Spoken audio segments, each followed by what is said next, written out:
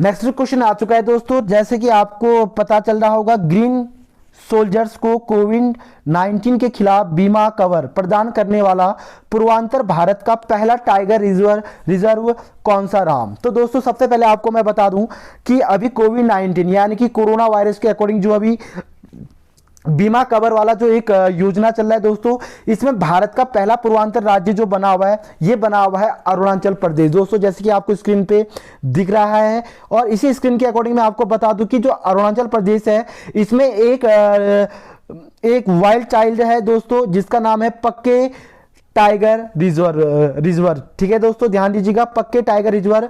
और यह हमारे अरुणाचल प्रदेश के एक जिले के अंतर्गत काम करता है, और यह भारत का पूर्वांचल राज्य का पहला क्या बना दोस्तों, ये एक मतलब एक बीमा कवर वाला एक राज्य बना। तो दोस्तों ये भी आप नेक्स्ट क्वेश्चन है दोस्तों, किस जाने माने अभिनेता ने, दोस्तों सबसे पहले ध्यान दीजिएगा, एक हमारे सबसे बड़े जाने माने अभिनेता हैं जिन्होंने योर बेस्ट डे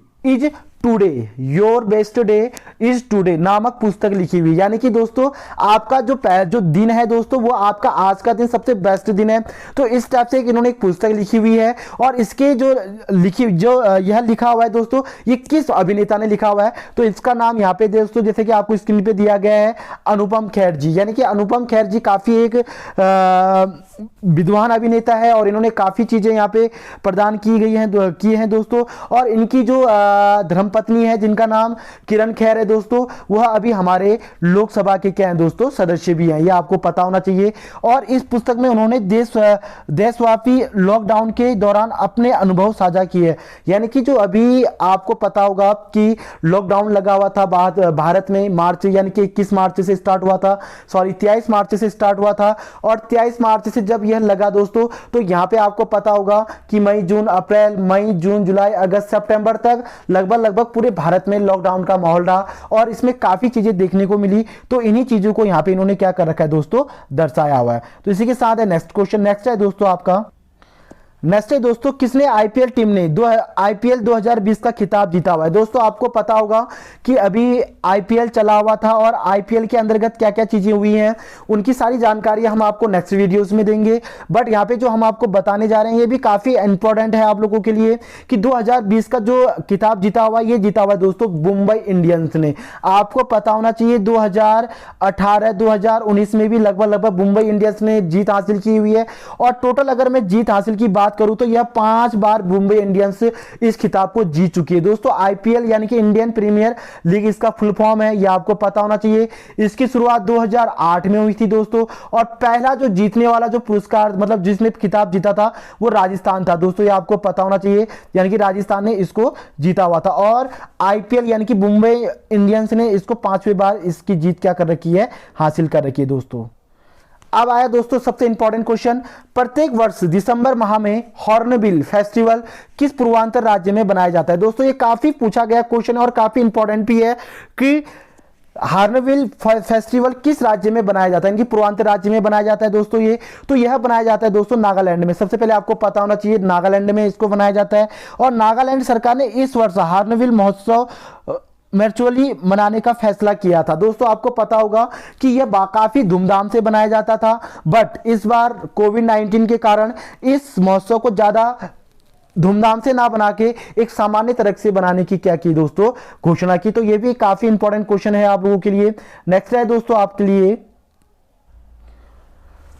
दोस्तों, जैसे कि आपको पता है, किस राज्य में देश के सबसे लंबे सिंगल लेन मोटरवेल एक्सपेंशन ब्रिज दोबारा चांठी पुल का उद्घाटन किया? दोस्तों ये एक सबसे बड़ा पुल है, और भारत का सिंगल लेन का एक पुल बनाया गया है दोस्तों, ब्रिज बनाया गया है। और यह किसी राज्य ने नहीं, बल्कि अपने राज्य यानी कि उत्तराखंड द्वारा बनाया गया। और उत्तराखंड के जो मुख्यमंत्री हैं दोस्तों त्रिवेंद्र सिंह रावत जी, तो उन्होंने इसका उद्घाटन किया हुआ है। और ये 725 मीटर लंबा है। सबसे पहले ध्यान दीजिएगा, 725 मीटर लंबा है और यह पुल टिहरी गढ़वाल जिले से बना हुआ है। तो ये काफी एक इंपॉर्टेंट है दोस्तों, ये झील पर बनाया गया है और काफी एक सुंदरता इसकी जो झलकती है दोस्तों, ये काफी एक इंपॉर्टेंट भी है। और आप लोग अगर उत्तराखंड में रहते हैं तो दोस्तों इस वीडियो को लाइक और सब्सक्राइब कीजिएगा। और भारत के आप किसी भी क्षेत्र में रहते हैं दोस्तों, तो आप लोगों से भी रिक्वेस्ट है कि आप इस वीडियो को अगर आप देख रहे हैं तो दोस्तों इसी के उसमें दोस्तों आप हमारे चैनल को सब्सक्राइब और लाइक करना बिल्कुल भी ना भूलिएगा। तो ये भी काफी इंपॉर्टेंट है दोस्तों। उसके बाद चलते हैं हम नेक्स्ट क्वेश्चन पे। नेक्स्ट है दोस्तों आपका, नेक्स्ट है दोस्तों, किस भारतीय को संयुक्त राष्ट्र की प्रशासनिक एवं बजटीय प्रश्नों की सलाहकार समिति का सदस्य चुना गया। सबसे पहले मैं आपको बता दूं दोस्तों कि जो इस बार का जो भारतीय संयुक्त राष्ट्र की जो प्रशासनिक एवं बजटीय प्रश्नों की सलाहकार जो बनाई गई है दोस्तों, ये किसको बनाई गई है? विदिशा मित्रा को। ये काफी एक इंपॉर्टेंट क्वेश्चन है और इनका जो कार्यकाल है दोस्तों, यह 3 वर्ष के लिए इनको चुना गया है। सबसे पहले ध्यान दीजिएगा कि इनको कितने वर्षों के लिए चुना गया है? 3 वर्षों के लिए चुना गया है और ये काफी आप लोग के लिए क्या है दोस्तों? इंपॉर्टेंट है। इसी के साथ है दोस्तों नेक्स्ट क्वेश्चन। नेक्स्ट है आपका, किस राज्य की तेजपुर लीची को भौगोलिक संकेत यानी कि जीआई टैग प्राप्त हुआ है? तो दोस्तों भौगोलिक संकेत जीआई टैग जो प्राप्त हुआ है, ये किस राज्य को हो रखा है दोस्तों? तो ये भी आपको पता होना चाहिए, ये हो रखा है असम को। दोस्तों अगर मैं बात करूं यहाँ पे असम की, सबसे पहले एक बात ध्यान दीजिएगा, असम के अभी क्या कहते हैं, असम की राजधानी आपको पता होना चाहिए दोस्तों दिसपुर। और असम में यह चीज सबसे ज्यादा इंपॉर्टेंट है कि ये अलग अलग रूप से इसको रखा गया है और भौगोलिक रूप से अगर देखा जाए तो असम काफी एक क्या है दोस्तों? अच्छा और सबसे खूबसूरत इलाका है दोस्तों। नेक्स्ट क्वेश्चन है आपका, अब एक महत्वपूर्ण क्वेश्चन आप लोग के सामने में आ चुका है दोस्तों। जो क्वेश्चन इस टाइप से है, नमामि गंगे प्रोजेक्ट के लिए किस भारतीय सुपर हीरो को ब्रांड एम्बेसडर बनाया गया? दोस्तों आपको पता होगा, नमामि गंगे यानी कि गंगा नदी को सफाई करने के लिए एक अभियान चलाया गया था 2015 में, जो हमारे भारत के प्रधानमंत्री नरेंद्र मोदी जी द्वारा चलाया गया था। और इस प्रोजेक्ट में भारत का सबसे बड़ा यानी कि सुपर हीरो को ब्रांड एम्बेसडर बनाया गया है, जो है दोस्तों आपके चाचा चौधरी। अगर दोस्तों आपको याद होगा तो आप लोगों ने बचपन में काफी इस एपिसोड को देखा होगा और काफी बच्चों का ये सबसे बेस्ट और सबसे अच्छा एक एपिसोड हुआ करता था। तो उस समय चाचा चौधरी काफी एक महत्वपूर्ण और काफी एक हीरो कहलाते थे। तो इन्हीं के अकॉर्डिंग इनको क्या बनाया गया है? भारत के नमामि गंगे के ब्रांड एम्बेसडर बनाए गए हैं दोस्तों। और इसकी जो शुरुआत हुई, जैसे कि मैंने अभी आपको बताया, 2014 और 2015 के बीच में हुई दोस्तों। ये काफी इंपॉर्टेंट है और ये पूछा भी गया है दोस्तों, ये आप लोगों को याद भी होना चाहिए। इसी के साथ है दोस्तों नेक्स्ट क्वेश्चन। नेक्स्ट है आपका, किस राज्य विधानसभा ने राज्य की 75% निजी क्षेत्र की नौकरियों को स्थानीय लोगों के लिए आरक्षित करने हेतु विधेयक पारित किया है? ध्यान दीजिएगा दोस्तों, किस राज्य विधानसभा ने राज्य की 75% निजी क्षेत्र की नौकरियों को स्थानीय लोगों के लिए आरक्षित करने के हेतु विधेयक पारित किया है? तो ये काफी एक अच्छा दोस्तों एक योजना है, या इसको एक बेटर रूप से इसकी समझौता कह सकते हो इसको, क्योंकि अगर उस राज्य में अगर इस टाइप से अगर ये विधेयक पारित हो जाता है तो वहां के स्थानीय लोगों को काफी एक हेल्प मिलेगा दोस्तों, ताकि वहां के लोग अच्छे से इसको क्या कर सके, इसकी तैयारी कर सके और अच्छी तरह से उनको जॉब मिल सके, ताकि उनको बाहर के लोग वहां पे ना जा पाए दोस्तों। तो ये अपना राज्य यानी कि हरियाणा है दोस्तों, और हरियाणा में इसकी क्या कर रखी है? शुरुआत की है। तो यह प्रावधान उन पदों के लिए दोस्तों जिनका सफल मासिक वेतन लगभग 50,000 से अधिक ना हो। यानी कि अगर एक व्यक्ति 50,000 से अधिक ना कमाता हो मासिक वेतन में, तो उसके लिए ये 75% निजी क्षेत्रों की नौकरियों को क्या कर रखा है दोस्तों? स्थानीय लोगों पर बांटा गया है। तो ये काफी एक अच्छा है दोस्तों, और ये आप लोगों के लिए काफी एक हेल्पफुल भी रहेगा। नेक्स्ट क्वेश्चन है दोस्तों आपका,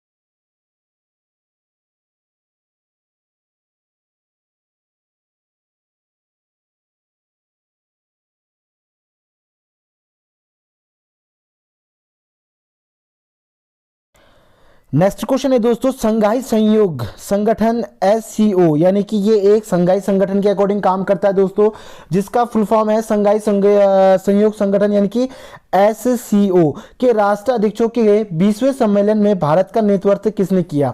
तो दोस्तों इस बार 2020 में यानी कि 20वां सम्मेलन हुआ था। सबसे पहले तो आपको इसके बारे में पता होना चाहिए।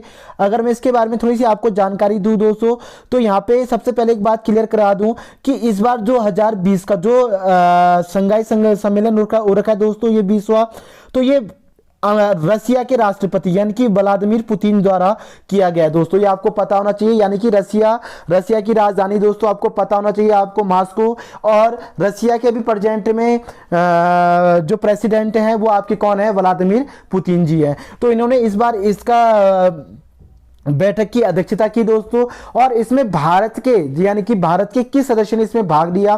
तो दोस्तों भारत के प्रधानमंत्री यानी कि नरेंद्र मोदी जी ने इसमें इस सम्मेलन में क्या किया दोस्तों, भाग लिया हुआ। तो इतनी जानकारियां आपको पता होनी चाहिए। उसके बाद है दोस्तों नेक्स्ट क्वेश्चन है दोस्तों आपका कि किस देश की अध्यक्षता में ब्रिक्स देशों के वित्त मंत्रियों और केंद्रीय बैंकों के गवर्नर की पहली बैठक आयोजित की गई।